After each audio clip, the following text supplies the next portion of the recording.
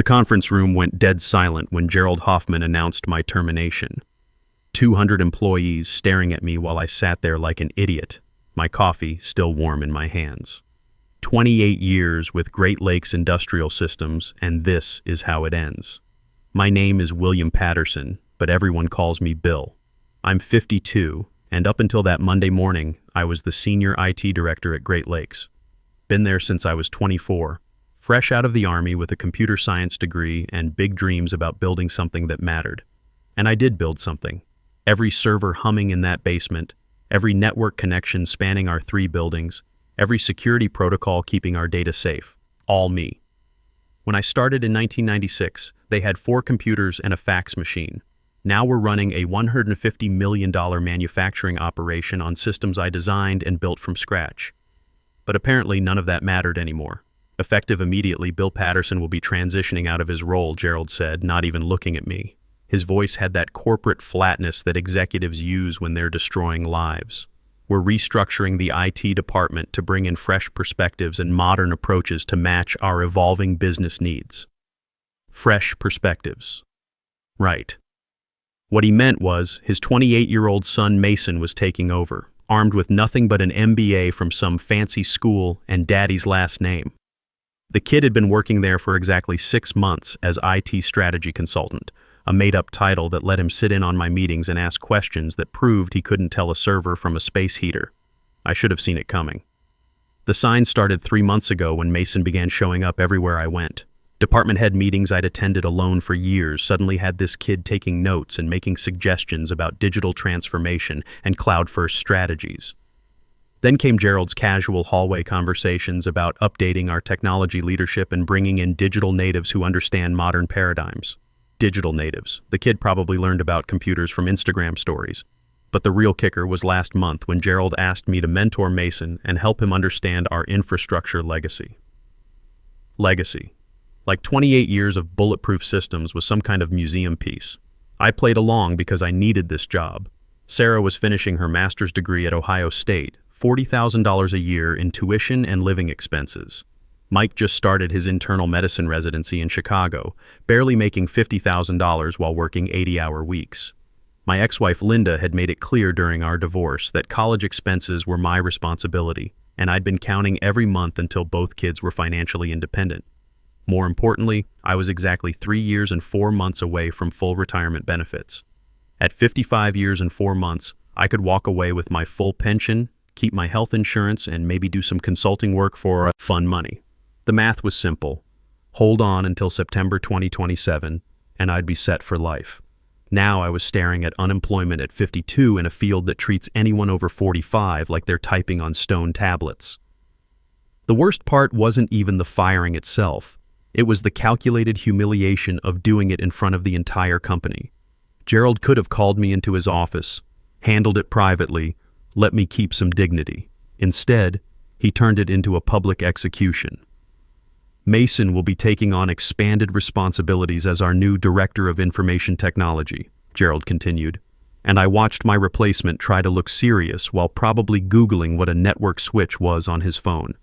He brings cutting-edge expertise in modern IT practices and will be implementing several exciting initiatives in the coming months. Cutting-edge expertise. The kid had asked me last week if our servers ran on Windows or the other one. When I said Linux, he nodded like he knew what that meant. After the meeting, I walked back to my office like a zombie. 28 years of memories crammed into a 12 by 12 room with motivational posters I'd stopped reading years ago.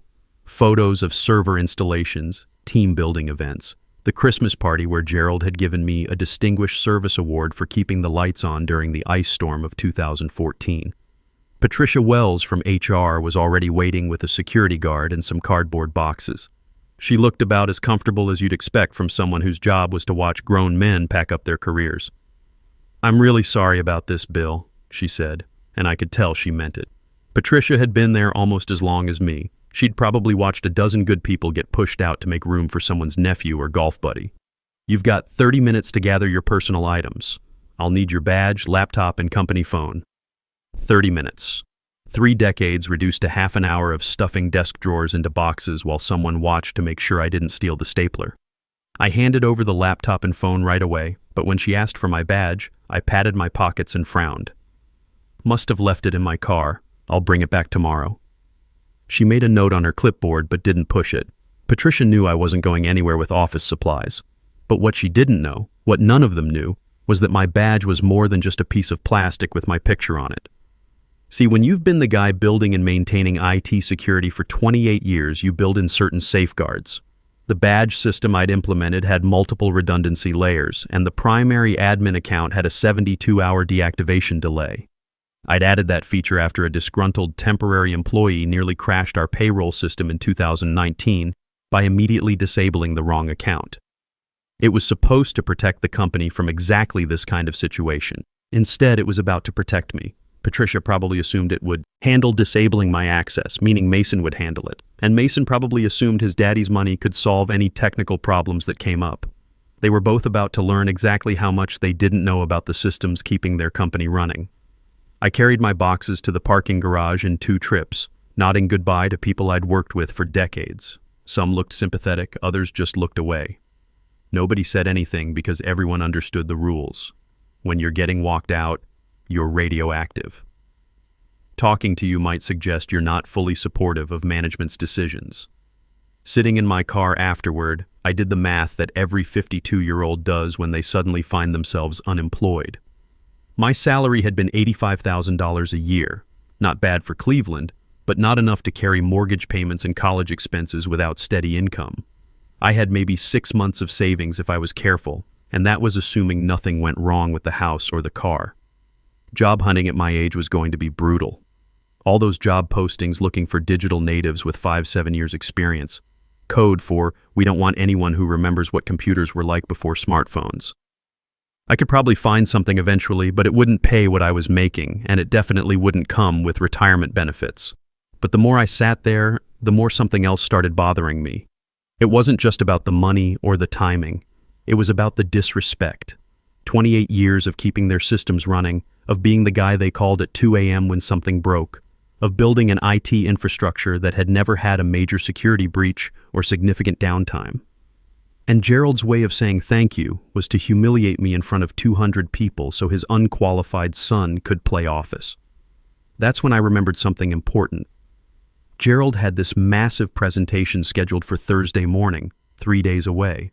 Potential client from Detroit, some automotive parts manufacturer looking to upgrade their entire production management system. Gerald had been bragging about it for weeks, calling it a company-defining opportunity. The contract was worth $25 million over 5 years, enough to fund the company's expansion plans and probably a nice bonus for whoever closed the deal. Mason was supposed to handle the technical demonstration. The kid who didn't know Linux from lingerie was going to convince a room full of engineers that Great Lakes could handle their complex manufacturing integration. This was going to be interesting. That evening, I sat in my garage with a beer and really started thinking about what Gerald and Mason didn't understand about IT infrastructure. It's not just servers and software. It's layers upon layers of access controls, authentication protocols, and security hierarchies that took me decades to build and refine. Every system has what we call privileged escalation paths, ways for administrators to regain control if something goes wrong. I'd built those paths carefully over the years, always thinking about business continuity and disaster recovery. What happens if the primary admin gets hit by a bus? What if someone accidentally locks themselves out of critical systems? The irony was beautiful. Gerald had just created exactly the kind of scenario my security protocols were designed to handle, except now I was the disaster they needed to recover from. Tuesday morning, I drove past the office on my way to the unemployment office. Just curious, you understand. My badge was still in my wallet, and according to my own security protocols, it would remain active until Thursday morning at 9:15 a.m., exactly 72 hours after my termination went into the system. I spent Tuesday filling out job applications and updating my LinkedIn profile. Seeking new opportunities, the polite way of saying got fired by my boss's kid. By evening, I'd applied to 12 positions and gotten 3 automated rejection emails. The job market for 52-year-old IT directors was exactly as brutal as I'd expected. Wednesday afternoon, I got a call from my buddy Ross in procurement. We'd worked together for 15 years, and he was one of the few people who'd actually said goodbye when I was getting walked out. "Bill, you're not going to believe this," he said, laughing.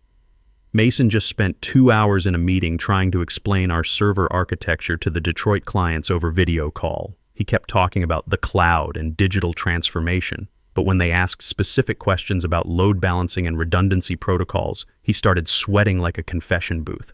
How bad was it? Put it this way, they asked if our systems could handle a 40% increase in transaction volume, and he said we'd just scale up our bandwidth. I don't think he knows what either of those words actually means. The Detroit clients were getting nervous. Good. They should be nervous about trusting their $25 million automation project to someone who thought bandwidth was something you bought by the pound. "They're still coming for the in-person demonstration tomorrow?" I asked. "Oh yeah, Gerald's putting on the full dog and pony show. Catered lunch, facility tour, the works. He's betting everything on Mason pulling this off." After hanging up, I made my decision. Not about revenge, I'm not that petty. This was about professional standards, about showing a company what happens when you throw away institutional knowledge in favor of nepotism and buzzwords. Wednesday night at 11:30 p.m., I drove back to the office. The parking lot was empty except for Charlie's security truck. Charlie Morrison had been working nights there for 8 years, and I'd helped him set up his daughter's laptop for nursing school just 2 months ago. "Working late again, Bill?" he asked when I badged in through the side entrance. "You know how it is, Charlie. Big presentation tomorrow." He waved me through without a second thought. Why wouldn't he? I'd been coming and going from that building for 28 years. My badge still worked, my face was familiar, and Charlie probably hadn't gotten the memo about my termination anyway. The server room was my second home. I could navigate it blindfolded, every rack, every cable, every blinking light. Row 7, Rack 3, the primary domain controller that handled authentication for every user account in the building. Next to it, the backup systems and network switches that formed the digital nervous system of Great Lakes Industrial Systems. I wasn't going to destroy anything. I'm not a vandal, and I'm not stupid. Destroying company property would be criminal, and I had no interest in becoming a felon over Gerald's stupidity, but I was going to teach them a lesson about the value of experience. First, I changed the primary administrator password and locked out Mason's emergency access account, the one I'd created for him 2 weeks ago when he complained about not being able to install software on his laptop. Then I modified the domain authentication settings to require manual approval for any system logins. Every employee would need to request access individually, and only someone with root administrator privileges could approve those requests. But the real masterpiece was the timing protocol I embedded in the presentation system. It was elegant, really. Everything would work perfectly until exactly 10:30 a.m. Thursday morning, right in the middle of Gerald's big pitch to the Detroit clients. Then the authentication servers would lock down tighter than Fort Knox. The beauty was in the specificity. I didn't touch the manufacturing systems or the payroll servers. This wasn't about hurting people or stopping production. This was about the presentation, the conference room where Gerald thought he could embarrass me publicly and get away with it. I also copied our complete client database, technical specifications, and the entire Detroit project proposal to a secure external drive. Not to steal anything, I'd never violate client confidentiality. But if Gerald wanted to play hardball, I needed insurance. Evidence of exactly what I'd built, what I knew, and what they were throwing away. The whole operation took me 45 minutes. By 12:30 a.m. Thursday morning, I was back home, sitting in my garage with another beer. My phone was charging on the workbench, and I'd already decided to leave it there all morning. Gerald's presentation was scheduled to start at 9:30 a.m. If my calculations were correct, they'd have exactly 1 hour of normal operation before everything went sideways. 1 hour for Mason to try explaining complex manufacturing integration systems to a room full of engineers who actually knew what they were talking about. This was going to be educational for everyone involved. Thursday morning, I was having coffee and reading The Plain Dealer at the diner across from our office building when my phone started buzzing. I'd turned it back on at 8:30 a.m. just in time for the show to begin. First call came at 9:45 a.m. Patricia from HR, probably wondering why I hadn't returned my badge yet. I let it go to voicemail. 9:52 a.m., Mason calling. Poor kid was probably starting to panic as he realized the presentation computers weren't responding properly. I let that one ring through too.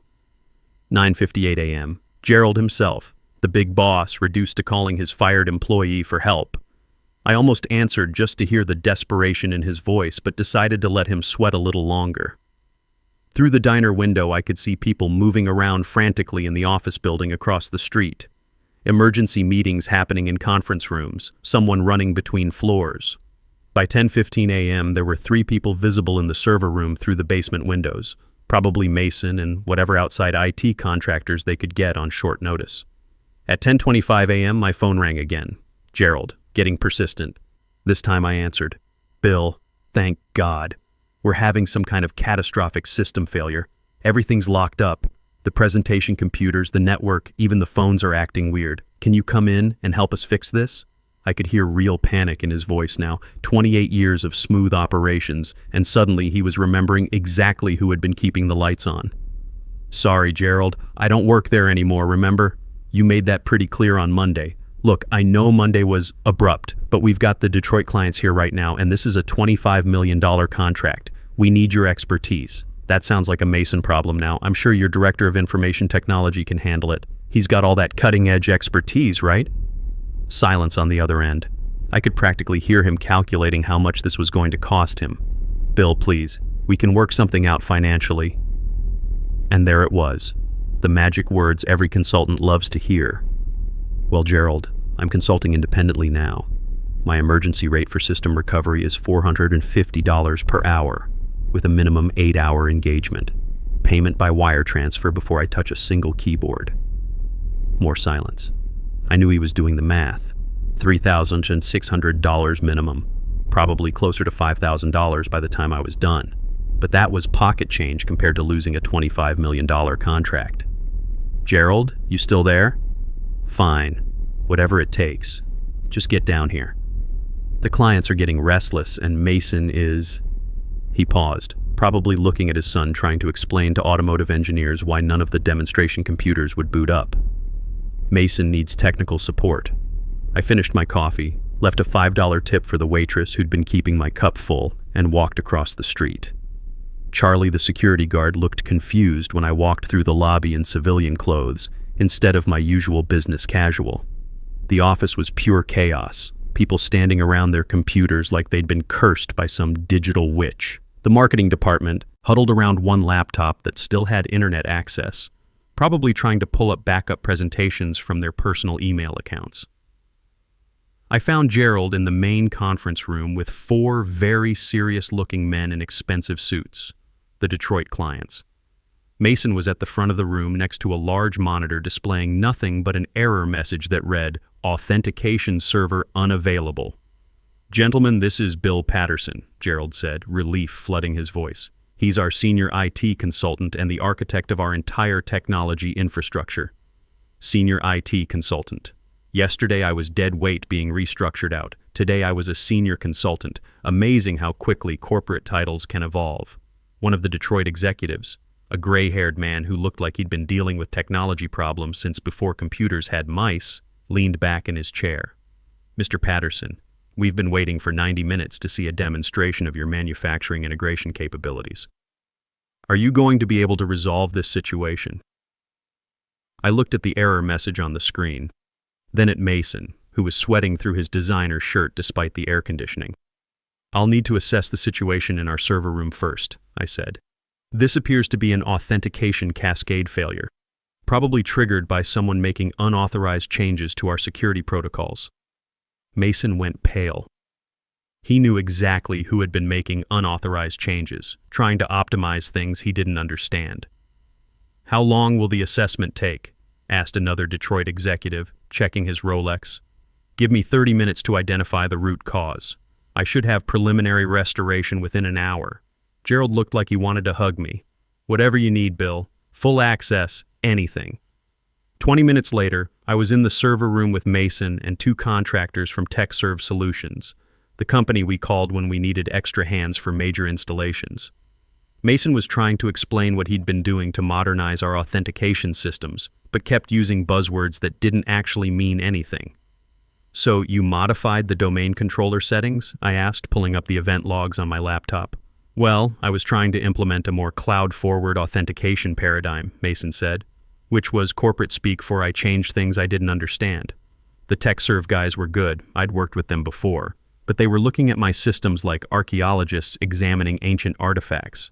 They understood the individual components, but they'd never seen how I'd customized everything to work together. The authentication servers are locked in emergency mode, I explained, typing commands that undid my own sabotage while making it look like complex diagnostic work. Someone triggered a security protocol that requires manual restoration of the trust relationships between domain controllers. It was all true, technically. I just didn't mention that someone was me, and the emergency mode was exactly what I'd programmed it to do.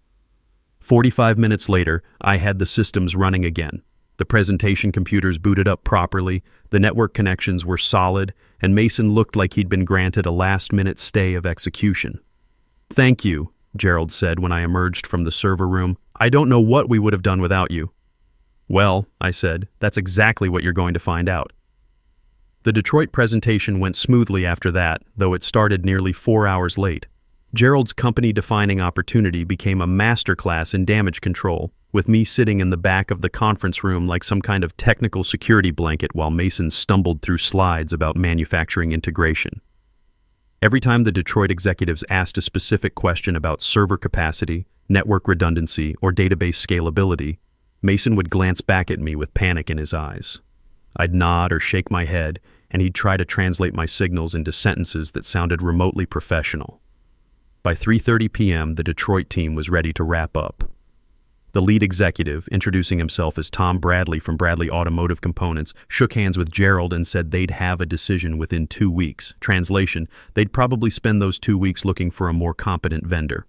After the clients left, Gerald pulled me aside. "Bill, I think we need to talk seriously about bringing you back. This whole situation has made me realize how much institutional knowledge you have. It would be unfortunate for the company to lose that permanently." Institutional knowledge. Corporate speak for, we're screwed without you, and we both know it. I'm consulting independently now, Gerald. If Great Lakes wants to contract my services, we can discuss terms. What kind of terms are we talking about? I'd had 4 hours to think about this while watching Mason sweat through his presentation. For ongoing consulting work, my standard rate is $150 per hour. For emergency calls like today, it's $450 per hour with an 8-hour minimum. For system design and major project work, we'd negotiate separate contracts. Gerald's eye twitched when I said $150 per hour. Quick math, if they needed me 20 hours a week, that was $156,000 per year, nearly double my old salary of $85,000. But they'd save money on benefits, office space, and the overhead costs of a full-time employee. And you'd be available for critical situations? Within reason. I'm not on call 24/7 anymore, Gerald, but for legitimate emergencies, yes. He agreed to the terms that afternoon. Amazing how flexible corporate budgets become when the alternative is complete system failure. The following Monday, I got my first consulting contract with Great Lakes, 6 months at 25 hours per week, $150 per hour with emergency response provisions. Gerald's signature was still wet on the paperwork when my phone rang. "Bill, it's Mason. I'm trying to update the security software on the main server, but I'm getting some kind of permission error. What exactly are you trying to install?" "Well, I downloaded this antivirus program that got great reviews online and—" "Stop. Don't install anything else. I'll be there in an hour." It took me 20 minutes to undo the damage Mason had caused trying to improve our security systems with shareware antivirus software. Then I spent 2 hours explaining to him why downloading random programs onto production servers was roughly equivalent to performing surgery with a butter knife. That became my routine. 3 days a week in the office, working on actual IT projects and strategic planning. The other days were spent fixing whatever Mason had broken while trying to optimize things during my absence. 2 months later, Gerald made Mason the marketing director. Face-saving promotion that got him away from anything involving actual technology. The kid was probably better suited for making PowerPoint presentations about synergy and paradigm shifts anyway. 6 months after that, Gerald offered me a permanent consulting contract at $175 per hour. Seemed the company had decided that institutional knowledge was worth paying for after all. The real satisfaction came a year later when I ran into Patricia Wells at the grocery store. "How's retirement treating you, Bill?" I'm not retired, Patricia. I'm busier than ever.